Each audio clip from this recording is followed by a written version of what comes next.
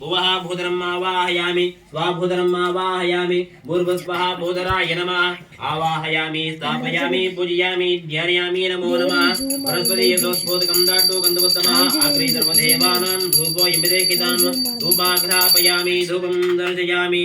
कंडु ओत्ಕೊಳ್ಳಿ ओम भूति परूपरूपस्वं कर्म साक्षी विघ्नकृत यावत् पूजकर्म तावत्यं दुस्तरो भव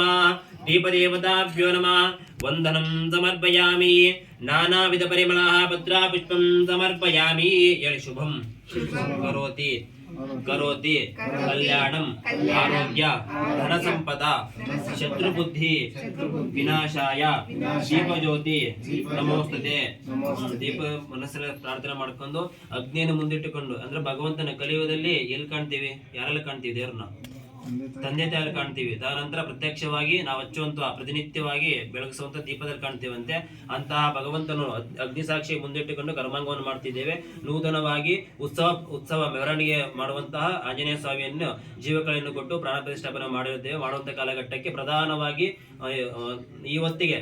ಮಧ್ಯರಾತ್ರಿ ಹೊತ್ತಿಗೆ ಅಘೋರ ದೇವನನ್ನು ಆರಾಧನೆ ಮಾಡಬೇಕು ಅಂತ ಶಾಸ್ತ್ರದ ನಿರ್ಣಯ ಅಘೋರ ದೇವನ ಯಾಕೆ ಆರಾಧನೆ ಮಾಡ್ತೀವಿ ಅಂತ ಕೇಳಿದ್ರೆ ನಮಗೆ ಕಾಣುವಂತಹ ಕಣ್ಣಿಗೆ ಕಾಣಿರ್ತಕ್ಕಂಥ ದುಷ್ಟಶಕ್ತಿಗಳು ಎಷ್ಟೋ ಇರುತ್ತಂತೆ ಆ ದುಷ್ಟಶಕ್ತಿಗಳು ನಿವಾರಣೆ ಆಗುವ ಒಂದು ಮೂಲ ಉದ್ದೇಶ ಕಾರಣಕ್ಕಾಗಿ ಹಾಗೆ ದುಷ್ಟಶಕ್ತಿ ನಿವಾರಣೆ ಮಾಡುವಂತಹ ಶಕ್ತಿ ದೇವತೆಗಳೆಲ್ಲ ನಮ್ಮ ಅಕ್ಕಪಕ್ಕದಲ್ಲೇ ಇದೆ ಆದ್ರೆ ಅಘೋರ ದೇವ ಅಂದ್ರೆ ಅಘೋರನ ಸ್ವರೂಪ ಆ ದೇವತೆಗಳಲ್ಲಿ ಬರಲಿ ಎಂಬ ಉದ್ದೇಶಪೂರ್ವಕವಾಗಿ ಇವತ್ತು ಸುಮೂರ್ತ ಕಾಲಘಟ್ಟಕ್ಕೆ ಅಗ್ನಿಯನ್ನು ಮುಂದಿಟ್ಟುಕೊಂಡು ಅಗ್ನಿ ಮಧ್ಯದಲ್ಲಿ ಅಘೋರ ದೇವನ ಆಹ್ವಾನ ಮಾಡಿಕೊಂಡು ಅವನಿಗೆ ಏನು ಬೇಕು ಎಲ್ಲ ಆವತಿಗಳನ್ನು ಕೊಡುವಂತ ಕಾಲಘಟ್ಟಕ್ಕೆ ಯಾವುದೇ ವಿಘ್ನಗಳು ಆಗಬಾರ್ದು ನೀವು ಆರಾಧನೆ ಮಾಡುವಂತ ದೇವತೆಗಳು ಇಲ್ಲಿ ಪ್ರತ್ಯಕ್ಷವಾಗಿ ಗ್ರಾಮದಲ್ಲಿರ್ತಕ್ಕಂಥ ಎಲ್ಲಾ ದೇವತೆಗಳು ಸ್ಥಾನದಲ್ಲಿದ್ದುಕೊಂಡು ಕರ್ಮಾಂಗವನ್ನು ಯಶಸ್ವಿ ಮಾಡಿಕೊಡ್ಬೇಕು ಅಂತೇಳಿ ಪ್ರಾರ್ಥನೆ ಮಾಡ್ಕೊಂಡು ದೀಪದ ಮೇಲೆ ಅಕ್ಷತೆ ಹಾಕಿ ಮನಸಾ ವಿಷ್ಟ ಪ್ರಾರ್ಥನಾಂ ಸಮರ್ಪಯಾಮಿ ಅನುಗ್ರಹಂ ದೇಹಿ ದೇಹಿ ಓಂ ಬೋಧಿ ಪರೂಪಸ್ವಂ ಕರ್ಮ ಸಾಕ್ಷಿ ವಿಘ್ನಕೃತ ಯಾವತ್ ವೈ ಕರ್ಮ ಯಾವತ್ತಂ ದತ್ತರೋ ಭವ ದೀಪದೇವತಾಭ್ಯೋ ನಮಃ ವಂದನಂ ಸಮರ್ಪಯಾಮಿ ದೀಪದ ಮೇಲೆ ಅಲ್ಲಿಗೆ ಹಾಕ್ಬಿಡಿ ತಗೊಳ್ರಲ್ಲ ಅರ್ಶನ ಕುಂಕುಮ ಹಚ್ಚಿ ಪೂಜೆ ಮಾಡ್ಬಿಡ್ರಿ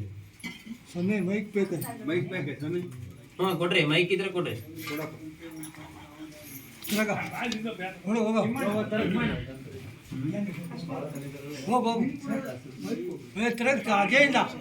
ಪೂಜೆ ಮಾಡ್ಬೇಕು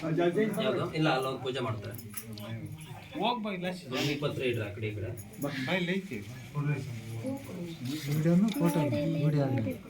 ಚೂರು ಇತ್ತ ಬರಪ್ಪ